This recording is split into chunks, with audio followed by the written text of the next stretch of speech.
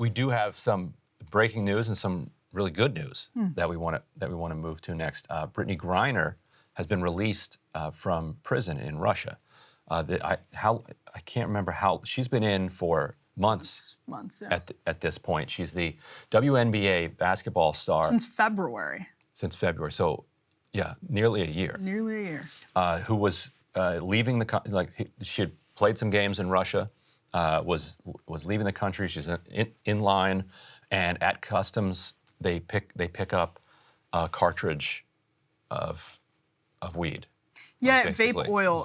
Some weed vape oil, just obviously for personal use. Right. Yeah. And they charge her with trafficking and distribution. We do that often here in the United States. That where if somebody's a daily user of something, they're going to have a week's supply or a 2-week supply with them, and we'll see that and we'll say, well, that's trafficking. That's intent to distribute. Russia did the same thing to her, recognizing the geopolitical value of taking what amounted to an American hostage, but moving her through the Russian criminal justice system and saying, hey, just this is our system's going to work it out. But she didn't have a week's supply. I mean, I think she had a very small. Well, a week's supply can be pretty small too. Well, yeah. Sure, yeah, right. yeah, but this was obviously. It's obviously for personal use. Yeah. Yes. Clearly. So, according to NBC News, Brittney Griner's wife, Cheryl Griner, was in the Oval Office with Biden, and the two were able to speak with her by phone. That's according to a senior White House official reported by Kyle Griffin here on NBC News. She was facing more than a 10-year sentence, and it was and had recently been transferred to kind of a long-term prison, a penal colony. Yeah, just an absolute nightmare situation. Right.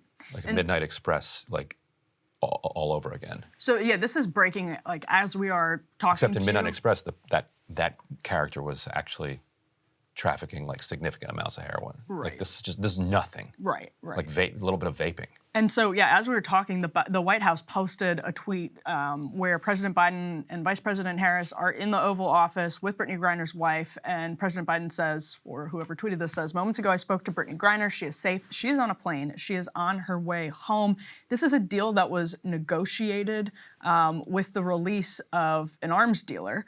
Victor Bout. Victor Bout, that's right. Victor Bout, known as, quote, the Merchant of Death. So the swap of him for Griner had been sort of in the works or part of this conversation since at least May, is what we know. And the Biden administration here obviously was able to negotiate that. He was in the middle, I'm reading from Fox News right now, of a 25-year sentence in federal prison after he was convicted of conspiracy to kill Americans relating to the support of a Colombian terrorist organization. Yeah, and I know a prisoner who is held with Victor Bout, who's been corresponding with me about this, and he said that Bout has been, I'll credit Martin Gottesfeld who for this news, Bout has been in extraordinarily bad health. In the CMU, I think he's been in Terre Haute, which is a maximum security prison in which communications are heavily managed and limited. Oh, he's the Lord of War guy. Yeah, so he's this globe-trotting arms dealer who was kind of blown up into this larger-than-life mythical type of figure. Yeah. But when you look into him a little more, he's just kind of like a run-of-the-mill arms dealer. Would just your neighborhood arms dealer. Yeah, just neighborhood arms dealer. That would the boy next door. That would service conflicts, sometimes both sides of conflicts. That the military-industrial complex or the legitimate above-board arms suppliers were either legally or politically blocked from supporting. So he would be used by intelligence services all over the world, but also by rebels, by government forces. But like I said, he's he was blown up into mythical proportions when really he was just an arms dealer. And he's in failing health. And in failing health. I mean, maybe he'll go back to dealing arms, but it's not like if you take an arms dealer out of the sky, all of a sudden, nobody has any way of moving arms. Like somebody else is going to move the arms. So like, if I don't know if anybody's going to criticize the Biden administration for giving up this guy. I don't think that allowing Victor Bout back into the world actually makes the world less safe. I think we're already in an extraordinarily unsafe world with unchecked arms flowing across borders, and this isn't going to make it like that's happening any faster, especially if the reports of his health ailments are what they are. It makes it even harder to kind of fly into these remote locations and make your little arms deals.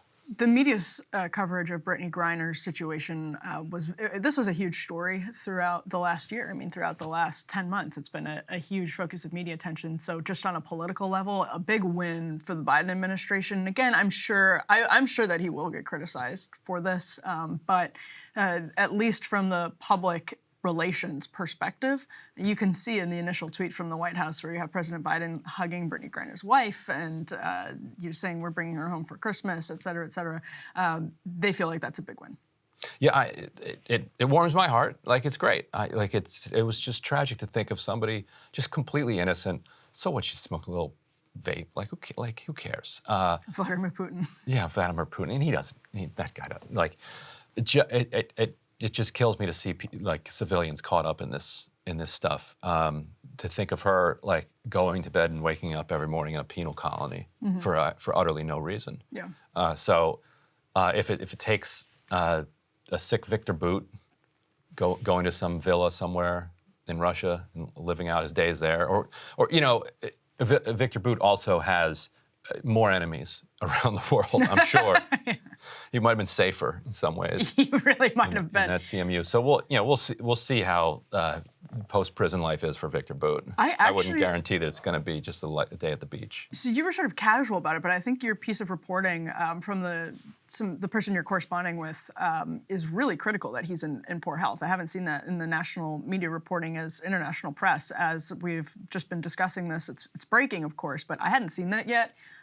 That seems to be a pretty critical piece of this puzzle. Yeah, and that was reported to me by, so his name's Martin Gottesfeld. He's serving he's a hacker accused of being a member of Anonymous who went after Boston Children's Hospital during one of their fundraising drives in order to protest the way that they were treating a young girl. So you can Google Martin Gottesfeld and read up on the case that he was protesting, and so he was offered a plea which would have had him out of prison by now.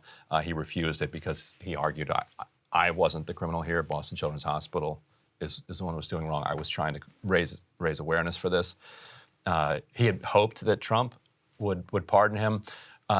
If he was appealing now to Trump, with children's hospitals less popular among the right, maybe he would have done better. But saying that you hacked a children's hospital isn't like a great first line when you're looking for a commutation or a pardon. Yeah, it's not an easy one. So in any event, he's serving out his time in a CMU, a communications management unit. He was in the same one as Victor Bout. He was also with Chapo. He wrote a piece for The Intercept about his time with Chapo in the Brooklyn. I think it was the Brooklyn federal prison there. Oh, I read that. Yeah. That's right. Hey guys, ready or not, 2024 is fully upon us now, and Sagar and I have been brainstorming ways that we can really up our game for this critical election. Yeah, we rely on our premium subs to expand our coverage, to add staff, to upgrade the studio. We just want to give you the best independent coverage of this election, which is possible. So if you can help us out, become a premium subscriber today, breakingpoints.com, or the link is down here in the description video. It really means the world to us, and if you like what we're all about, this is the best possible way to keep us 100% independent, working only for you.